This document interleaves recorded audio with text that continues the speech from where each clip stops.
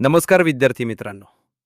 गणित सोडवताना तुमची सगळी पद्धत बरोबर असते, पण शेवटी फक्त एका प्लस किंवा मायनसमुळे उत्तर चुकतं का? आज आपण चिन्हांचे हे गोंधळ कायमचे संपवणार आहोत. भाग 1. बेरीज आणि वजाबाकीचे नियम. नियम 1. चिन्ह समान असतील तर बेरीज करा आणि तेच चिन्ह द्या. उदाहरण 1. +8 + 2. दोन्हीकडे प्लस आहे म्हणून बेरीज आली 10. उत्तर +10. उदाहरण 2. -6 - 4.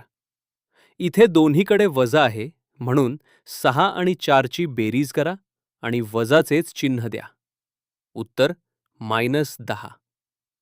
नियम 2. चिन्ह भिन्न असतील तर मोठ्या संख्येतून लहान संख्या वजा करा आणि मोठ्या संख्येचे चिन्ह द्या.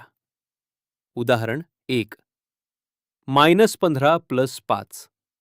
चिन्ह वेगळी आहेत म्हणून 15 मधून 5 गेले उरले 10. मोठी संख्या 15 आहे आणि तिचे चिन्ह वजा आहे. उत्तर -10. उदाहरण 2. +12 - 7. 12 मधून 7 गेले उरले 5. मोठी संख्या 12 आहे आणि तिचे चिन्ह प्लस आहे. उत्तर +5. भाग 2. गुणाकार आणि भागाकारचे नियम याचा सोपा मंत्र आहे. चिन्ह समान तर उत्तर प्लस, चिन्ह वेगळी तर उत्तर मायनस. नियम 1. समान चिन्हांचा गुणाकार नेहमी प्लस येतो. उदाहरण 1. 6 × 3 = 18. दोन्ही प्लस आहेत. उदाहरण 2.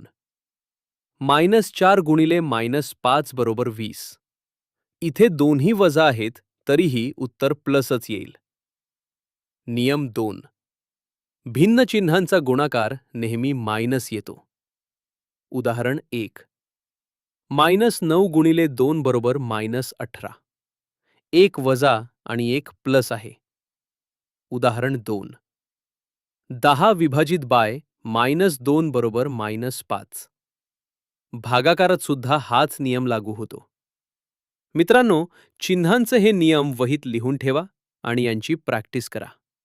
एकदा का हे डोक्यात बसले की गणिताची भीती कायमची पळून जाईल. व्हिडिओ आवडला असेल तर लाईक करा आणि अशाच सोप्या ट्रिक्ससाठी मास्तरांची शाळा चॅनलला सबस्क्राईब करा. अभ्यास करा आणि समर्थ व्हा.